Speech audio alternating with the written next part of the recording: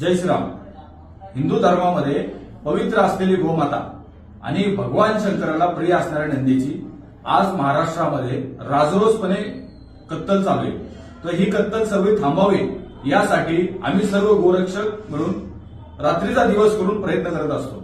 पण या गोरक्षणाच्या पवित्र कार्याला भगवान शंकराचा आशीर्वाद मिळावा म्हणून दर महिन्याच्या शेवटच्या सोमवारी पुण्याचे आराध्य दैवत श्री ओंकारेश्वर मंदिरामध्ये महाआरती करून भगवान शंकराला साकडं घातलं जातं की संपूर्ण महाराष्ट्र गोवंश हत्यामुक्त व्हावा.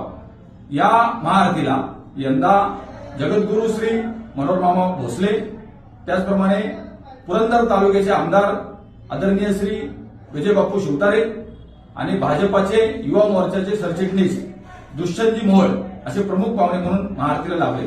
तर माझी सर्व गोरक्षक गोप्रेमींना विनंती आहे की महाराष्ट्रामध्ये एकाही गायीचं रक्त सांडू नये असं वाटत असेल तर आपण सर्व गोभक्तांनी मोठ्या संख्येने सोमवार दिनांक 24 फेब्रुवारी 2025 रोजी सायंकाळी 7 वाजता ओंकारेश्वर मंदिरामध्ये महाआरतीसाठी उपस्थित राहा.